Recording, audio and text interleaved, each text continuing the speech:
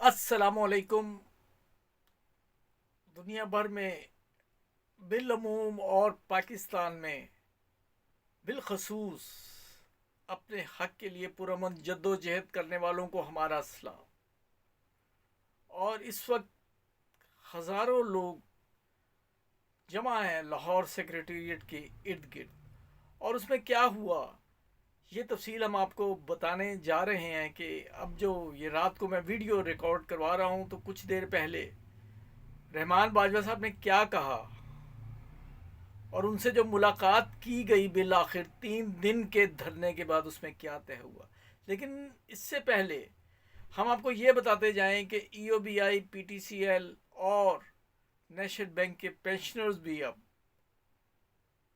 पुरअमन जद्दोजहद की तरफ और अमली कदम की तरफ गामजन हो चुके हैं। ये तफसीलात हम आपको बताएंगे, लेकिन सबसे पहले हम आपको नेशनल बैंक ऑफ पाकिस्तान के हवाले से बता दें कि जैसा कि आप जानते हैं कि ये सब कुछ मामला तय हुए और सदर साहब जो थे, सदर नेशनल बैंक हसनी साहब, वो बाउंड थे कि वो पेंशनर्स के लोगों से मुलाकात करते और फिर जो डिसाइड हुआ था वज़ीर ख़जाना की मौजूदगी में और कायमा कमेटी के जो ख़जाना के चेयरमैन कैसे शेख साहब की मौजूदगी में, स्टेट बैंक के सदर की मौजूदगी में, कि इनसे बैठ के आउटसाइड द कोर्ट सेटलमेंट की जाएगी।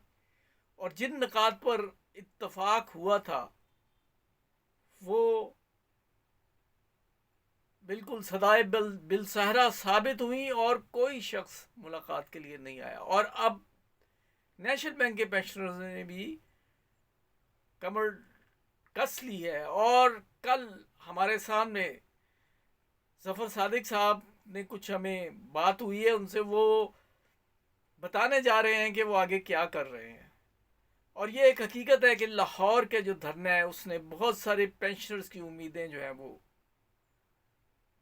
बढ़ाई हैं।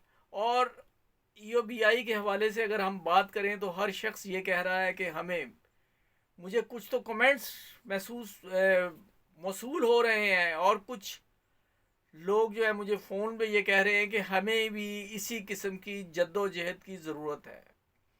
तो मैं ये कहूँगा एफवा वालों को और ये फेडरेशन समेत तमाम तंजीमों को कि अब आपका भी हक है कि आप सीनियर सिटीजन्स, पेंशनर्स, बेवाओं के लिए मैदान अमल में पुरअमन जद्दोजहद करने की गर्ज से निकलें जो आपका आइनी हक है।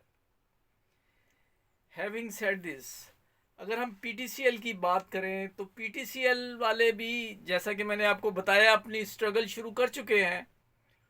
और इस हवाले से प्रेस क्लब इस्लामाबाद में जो रिटायर्ड ऑफिसर्स हैं उन्होंने एक मुकम्मल जामे अंदाज में अपना केस पेश किया है। मुख्तसरन हम आपको ये बता देते हैं कि जैसा कि आप जानते हैं कि एक 97 में पैकेज आया गोल्डन शेक का और उसके बाद 2008 में 30,000 बंदों को फारिग किया गया वॉलंटरीली सप्रेशन स्कीम के तहत जो पेंशन के अहल होंगे।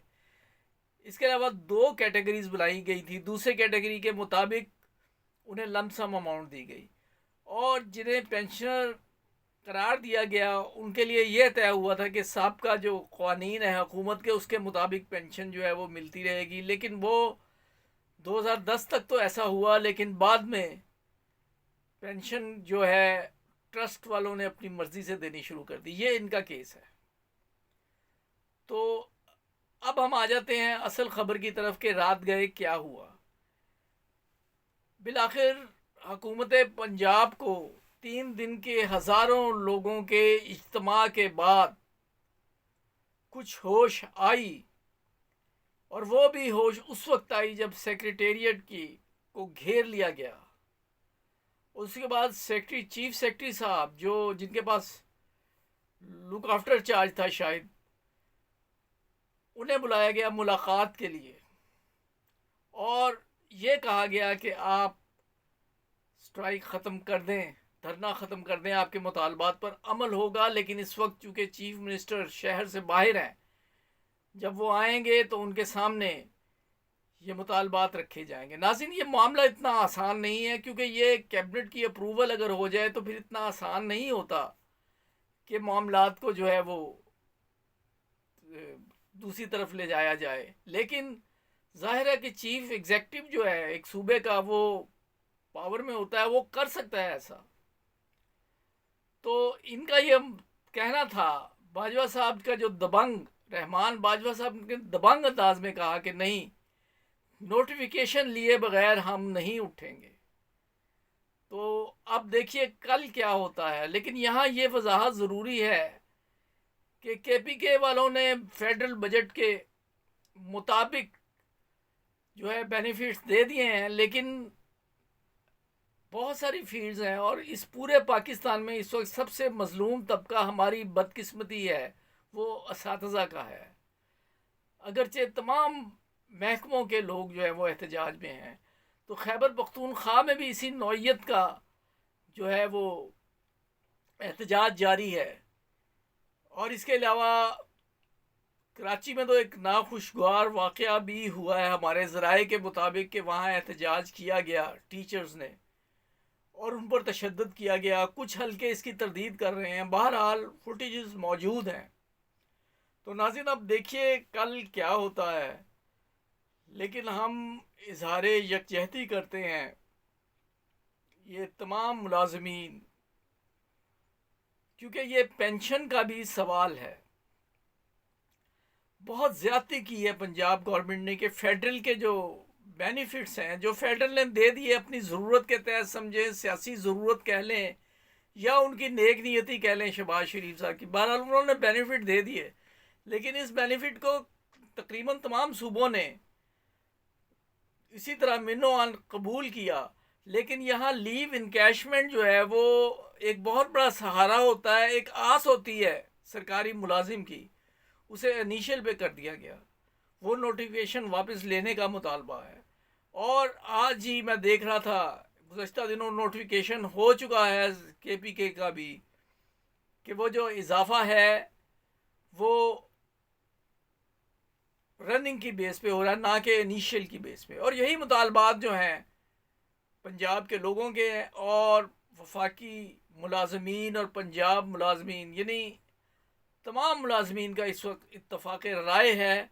और वो ये कह रहे हैं कि हम अपना हक लिए बगैर नहीं जाएं। दुआ मेरी है कि अल्लाह ताला किसी भी खुदा न खास्ता नाखुशगवार वाक़े से बचाए, क्योंकि बाजवा साहब ने जो, रहमान बाजवा साहब ने जो कुछ कहा है, वो कहते हैं कि हुकूमत जो चाह रही है, हमें टाइम इसलिए दे रही है कि खुदा न खास्ता कुछ हमारी गलती निकले। ये बड़ी मानी खेज़ बात की है उन्होंने। तो अल्लाह करे कि अमन व अमान की सूरत हाल भी कायम रहे, और आला हकाम जो हैं, चीफ एग्जेक्टिव साहब जो हैं, जो बहुत मुस्तैद नज़र आ रहे हैं और बहुत मुस्तैदी दिखा रहे हैं, वो पंजाब के मुलाजमीन की भी सुनेंगे, पेंशनर्स की भी सुनेंगे। आज के लिए इतना ही। अगर आपने सब्सक्राइब नहीं किया, सब्सक्राइब करके बेल आइकन को क्लिक करके ऑल का ऑप्शन लें। Thanks for watching. अल्लाह हाफिज़।